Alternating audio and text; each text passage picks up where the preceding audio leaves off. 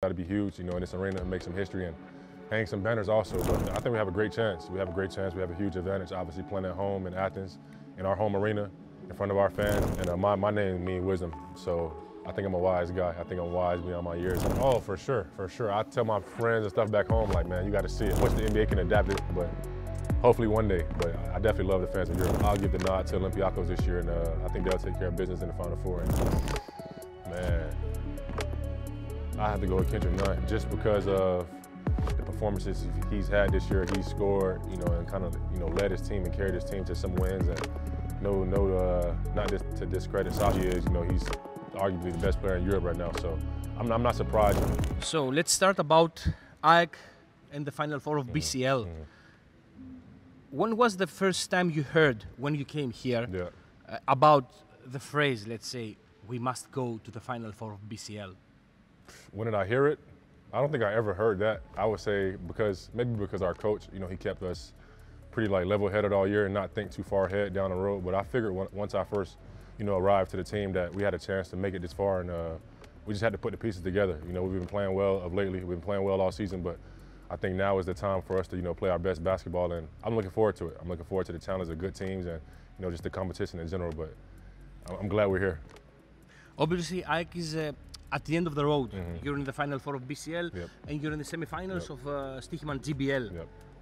What is the realistic outcome for this season? For me, our team personally, I think our goal is to always win. Whether that's the GBL, the BCL, it doesn't matter. I think our goal every time we play to go on the court is to win games, and that's our approach. Obviously we want to get it done in front of our home fans. To win the BCL, that'd be huge. In this arena, and make some history and hang some banners also. But yeah, I'm looking forward to it. But I can't guarantee us to win a championship or win against the next round. But I think for us, we just take it game by game and round by round, and it got us this far. So we're going to keep doing that. So, AEK aims to get the second BCL trophy, again in Athens. How realistic is that? It's really realistic. I think we have a great chance. We have a great chance. We have a huge advantage, obviously playing at home in Athens, in our home arena, in front of our fans. And it's going to be a good game. It's going to be a fun game, but it's a very, very good chance that we can win it. Hopefully we can go out and execute and, play hard and get it done. But we have a good chance. I believe in us for sure. I like us. And your opponent at the semi-final, Unicaja Malaga, stands in the top 4 teams in the ACB and beat the second place Tenerife a few days back. Malaga is the reigning champion also in the BCL, and they have lost only one game this season. Tenerife also remains unbeatable. Does the quality of the teams in this Final Four becomes your motive? I don't think so. Not for me personally. I don't know everybody else's approach, but I feel as a team that, like I said before, we can play with anybody. I'm confident in my team, my guys. I'm confident in my game also that, we can win games. Whether that's an undefeated team, the worst team, I think our approach is to go out and win, whoever that is.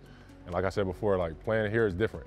Coming into Greece, the fans are crazy. They show a lot of love, and we want to have an advantage with that. So I'm looking forward to it. Obviously those teams coming in the Final Four deserve us to be here, but we also deserve to be here too. And like I said before, I like us, I like our team, I like our chances. So it'll be fun. It'll be fun.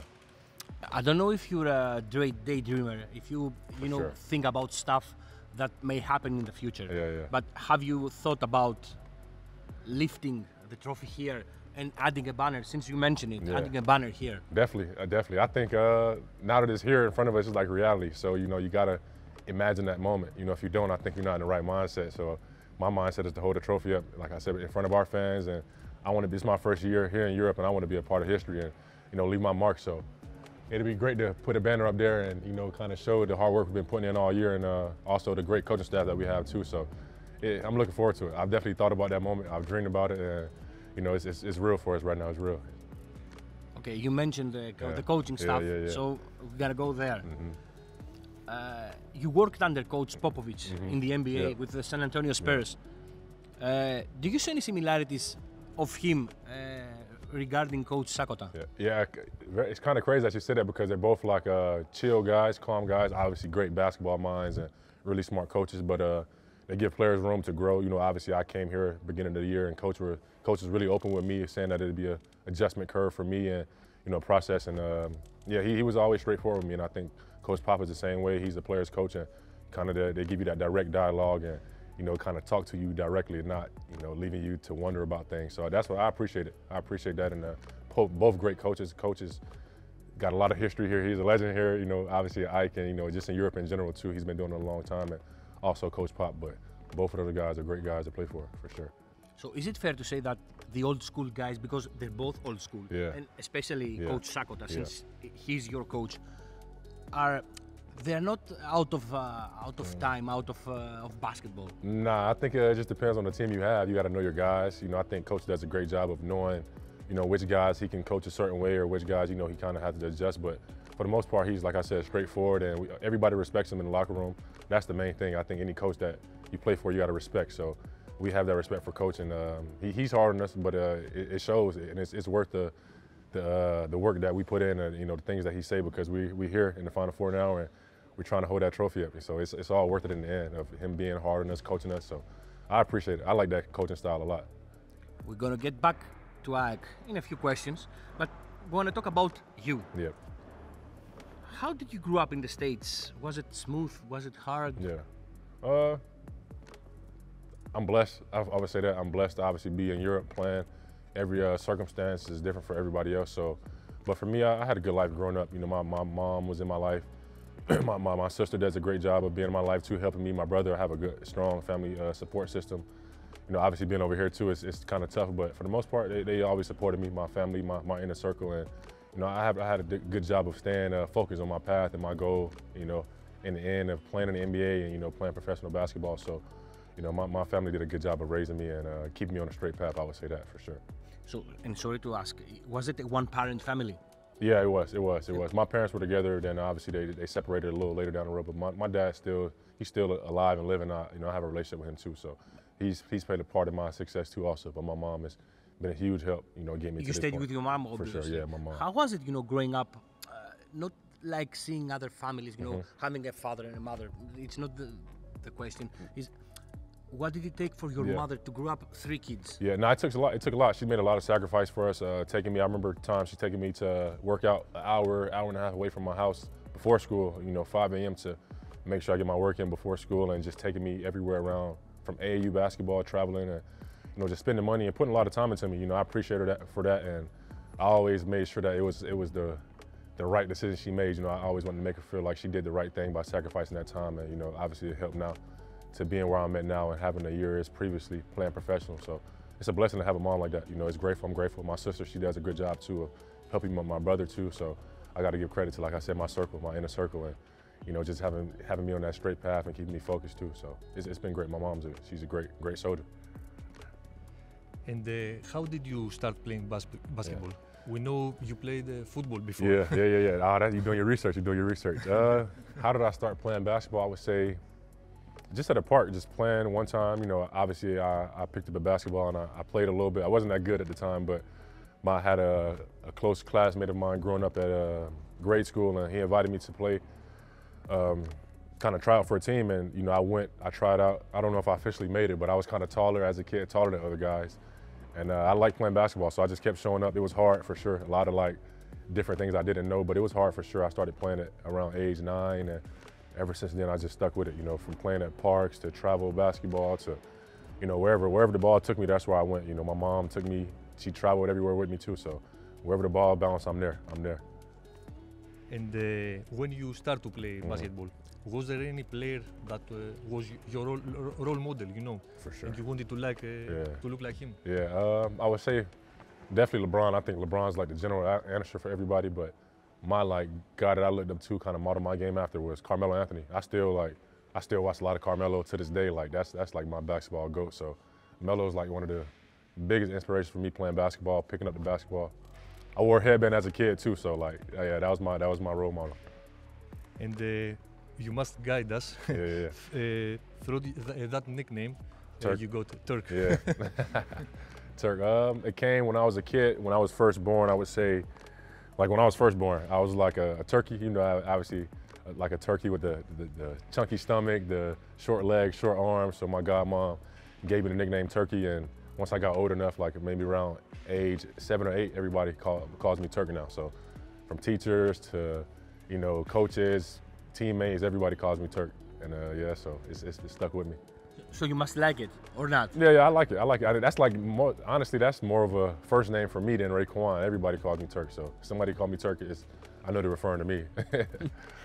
Is there a meaning behind ΡεϊΚουάν, the name? Yeah, ΡεϊΚουάν, it means wisdom. It means wisdom. We all have, my sisters, Raven, my brothers, Rashid, we all have different names, different meanings, and my name means wisdom. So I think I'm a wise guy. I think I'm wise beyond my years, and people always tell me that too, that I'm pretty wise for my age or mature for my age. So yeah, ΡεϊΚουάν means wisdom. It's comes from a history of how would I say, like a African type of history background, and you know, just different names. My dad told me that when I was a younger kid, so it stuck with me. Mm-hmm. When you played in high school in Dillard, you had a famous teammate, Scotty Barnes. Yeah. How was it, you know, first of all playing with him? Yeah. And did you knew back then that he's gonna make it? Okay, first part, we played in college together, but we're from the same kind of similar area, like, you know, but we didn't play high school. We played against each other a little bit, but he's 2 or 3 years, 2 years younger than me also. So that's my guy though, that's my guy, yeah. And to answer your second part, I definitely knew he was gonna be like a superstar. It might sound crazy or cliche, people say that they might know that somebody's gonna be a superstar, but he's the same person, you know, full of energy, you know, plays the same way since he was a kid. You know, he had different hairstyles growing up as a kid, like, so I've always seen him, and he's always been a taller kid, very skilled, but that's my guy. He's definitely destined for some more success in the future too, so I'm not surprised by anything he's doing over there with Toronto. And it is your maiden season in Europe. Yeah. How difficult it was to adjust to the FIBA rules and the European style of basketball? And also, have we seen the best version of you, or we should expect more? Okay, my first year in Europe has definitely been an adjustment. I would say just from outside of basketball, living, being away from family, adjusting to different people with a different culture. But as far as the basketball side, obviously you got to get used to playing with teammates and learning different playbooks, different teammates, and just trying to see how you'll fit in the system. And obviously I knew that this is a good team coming, good club, and I knew I had to figure it out. But it's been good. It's been good. It took me a couple of months, I would say, to adjust, but for the most part, it wasn't too difficult for me. Obviously, just learning different rules, and you can be a little bit more physical here also too. So I learned that and picked up on that, and I still don't think the best is yet to be shown for me, honestly. I think my first year in Europe is kind of getting my feet wet and, you know, kind of adjusting to the style of play here and kind of making my name for myself. Not many people are familiar with who I am as a player or as a person too. So my main goal was to come here and dominate, obviously, and get my name out there in Europe and, you know, build a name for myself here too. But it's definitely better things on the way for sure. It's just getting started for me. And your contract expires in a few weeks because the season ends. Are there any thoughts about the next season? No thoughts yet. Like I said before we started the convo, just wanted to lift up the trophy here and focus on the Final Four. So I think once that ends and, you know, once we kind of regroup and obviously the front office here and things like that, maybe I'm back, maybe I'm not. But, you know, I'm looking forward to whatever opportunities comes for me, you know, next year, and hopefully I'm in a good spot. So I'm just looking forward to it. And do you prefer to play to the power forward position or to the center? I'm a basketball player. I think I can play anywhere on the court, whether that's not just limited to power forward, center, small forward. I think I can play anywhere on the court. You know, as long as I'm on the court and involved in the game, I think I can make an impact, whether that's scoring, rebounding, passing, defending, you know, just using my IQ, you know, overall, you know. But I think I'm a complete basketball player. Obviously, I can get better and improve, but I think I can excel on any position, any part of the court. So, yeah. And last question about you and your past, obviously. There is a story of you when you were in FSU with a red shirt. With some Gatorade. I read about that on the internet. And how did you manage to transform your body? How was it, you know, for a player to become more, let's say, to adjust to some situations given the age that you were? I think I'm built different. I think I'm different than a lot of people. I think a lot of adversity has fueled me and like shaped me into who I am as a person. And I think that starts with my mom too, like going back to my family dynamic. She's always putting us to, if you want to do something, you know, you give it 100%. You know, I didn't transfer. I redshirted my first year, didn't play at all. I didn't transfer, I didn't just up and leave. You know, I stuck to my process, and I always believed in myself. You know, I always knew that I'll get to this point. I knew I'll get drafted. I knew I'll be playing in the NBA. That's why I think I have bigger things ahead, you know, because I continue to work every summer, every day, you know, and just try to take the right steps to being a good basketball player. But it was tough to transform my body. Obviously, I had to give up certain things, make certain sacrifices, time, you know, fun, food, like different things. So you had to learn about yourself, and ultimately I knew I was built for it, and I knew that it'd help me in the long run. So it wasn't a huge thing for me. I think that was just part of my process, and you know, it helped me shape me to who I am today, because I don't think I could have played at that weight and that type of conditioning back then too. So I'm glad I made a lifestyle change, and I'm still, you know, getting better in every aspect of that too. So it's been good. It's been definitely helpful. Mm-hmm. Let's talk about the NBA. Yeah. We mentioned Coach Popovitz earlier. Did you take some special advice from him? I wouldn't say special advice, just kind of watching from a distance, you know, how he carries himself, and even how the other guys, you know, obviously professionals, older guys on the team carry themselves, and just kind of picking their brains and learning different things as how to, you know, take that a professional approach to anywhere you go. You know, showing up on time, doing the right things consistently every day. When you don't feel like doing it, you know, taking care of your body, your mind, you know, just doing the necessary things to prepare for it. Each practice, each game, each step to, you know, to put you in a good position when it's game time and not be so, you have a clear mind, you know, that comes from the preparation that you lead up to each week, each game, each day. So yeah, that's what I learned from him, just being prepared and, you know, being professional every day. Do you think you got a chip in your shoulder regarding the NBA?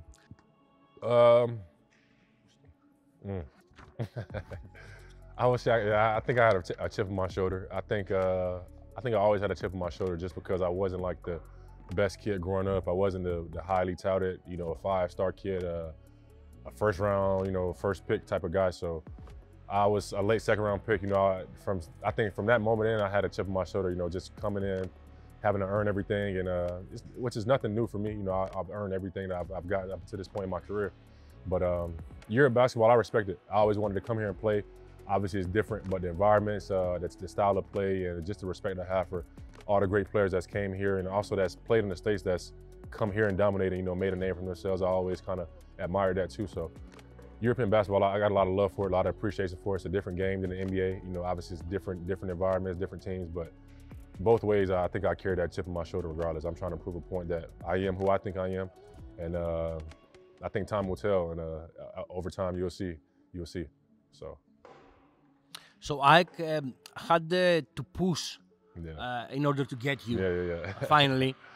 When it was the time to decide, did you have anybody to talk and ask some things? Maybe some, I don't know, maybe an American guy or something. Yeah, I had a few guys. That I played with that played here in the club, or either played in Greece or played against Ike, the club, and you know, they're just trying to tell me, you know, different things that they've heard or that they've experienced. And you know, at the end of the day, it's my decision to come here. You know, I trusted my gut feeling. I think I've always made good decisions as far as regarding my career.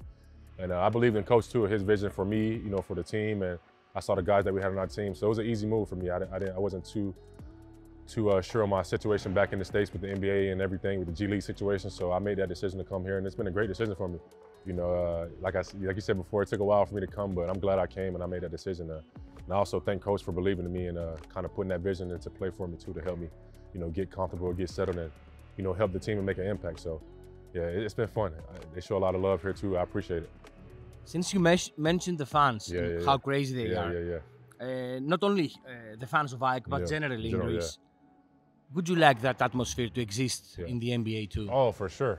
I tell my friends and stuff back home, like, man, you got to see it. Like, they always comment on the videos that I post of the crowd and the fans and just different gyms we go to. You know, I love it. I think that brings the best out of players. You look forward to that atmosphere every night. You know, I come in here, you know, I know that's going to be, well, now it is a full gym for the most part. And, you know, you feed off that energy. You look forward to it. And you should live for those moments as kids, you know, seeing around, looking up, and people chant your name or chant for the team. Like, that gives you energy, and it brings you happiness too. And it's fun to play in this environment. So I love it. I wish the NBA can adapt it, but hopefully one day. But I definitely love the fans of Europe. So I know that you are watching Euroleague because you said earlier about Olympiacos and Panathinaikos. Yeah. What are your predictions about the Final Four and the trophy? Yeah. I've watched a lot of Euroleague basketball this year. We've played 2 Euroleague teams, obviously. I mean, I'll keep it in, you know, keep it in Greece and keep it in our league. I think either Olympiacos or Panathinaikos will win. I do think Olympiacos is a really good team. They're well balanced, a deep team too. So I'll give the nod to Olympiacos this year, and I think they'll take care of business in the Final Four and, you know, get it done. They've been dominant basically all year, and the best team. So, you know, why not roll with those guys? And they got good players, a good team. So, yeah, Olympiacos for sure. And you've played against Kέντρικ Ναν and Σάσα Βεζένκοφ. Who is your EuroLeague MVP?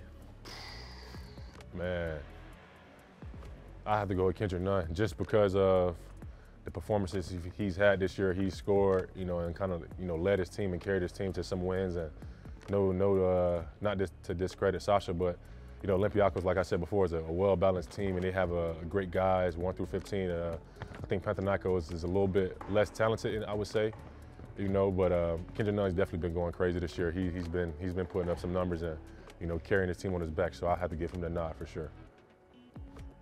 Did you believe that Kέντρικ Ναν was about, to leave the NBA for any reason, and come play to Europe and Greece? Yeah, I wasn't too familiar with, I would say, him up until maybe his last couple years. He played with the Lakers, obviously, and with the Heat. I'm from Florida, so I kind of kept up with him a little bit. I knew he was good. I knew he had game, and just playing, hearing his name a little bit in high school, growing up. He played with some great players at Simeon. And Chicago is like one of the best high schools, for basketball. So I knew him a little bit, but I didn't think that obviously he'll come here and be the type of player he is. He's arguably the best player in Europe right now. So I'm not surprised. He probably puts in a lot of work, and he seems like the guy that handles his business and just a professional. So I'm not surprised by it, but I'm definitely happy for him. And I don't know him personally, but it's good to see from a distance. It kind of gives me hope that I can be in that position one day. Hopefully soon. So we'll see.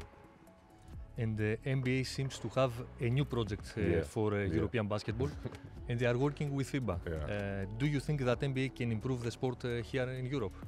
Yeah, I think so. European basketball is definitely big. I think it can be bigger. Obviously people are probably still learning about the game of basketball here, but the NBA can definitely excel that and bring a lot of obviously money to it, and just the marketing standpoint, and just different type of TV things, and just expanding the game overall. The game of basketball has been global. It's growing more and more every day. I think the NBA will be a huge help in making that transition into Europe a bigger thing than it already is. So it'll be good. It'll be fun too, and hopefully they can have those environments like we have here in Greece too. So it'll be good to merge those type of leagues together too. So it'll be good. So being here a few months, and the culture now.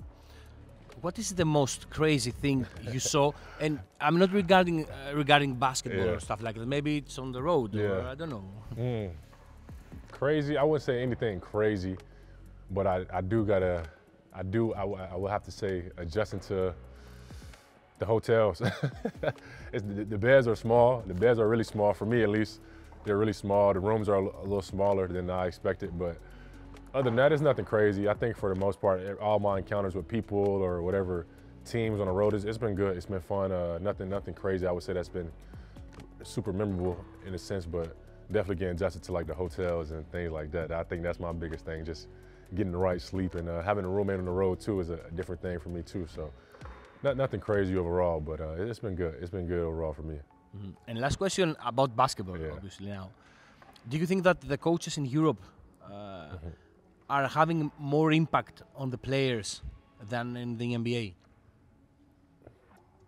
I would say so, yeah. Just because of you can be a little bit more hands-on here. Obviously you got guys that may stay in the club for 3 or 4 years. You might have a coach that's there for 3 or 4 years. So you build that time and that relationship, and kind of get more personal and build a closer connection. So when a coach does, criticize you or call you out on something, it doesn't come off as they're coaching you hard. It's more so they're showing you respect and they care for you because they want you to be better. So just that working relationship that you have here with your coach is a little bit more direct and a little closer than you can get with your coach and your teammates. Also, NBA is a lot of moving parts, a lot of different things going on. You might have a coach for a couple months, you might have a coach for a year, maybe half of the season. So you don't get to build that relationship with the coach as much, and it's not, I would say, as much dialogue, but here it's a lot more of dialogue and a lot more up close and personal with, with the coaching staff here. So I like it for sure.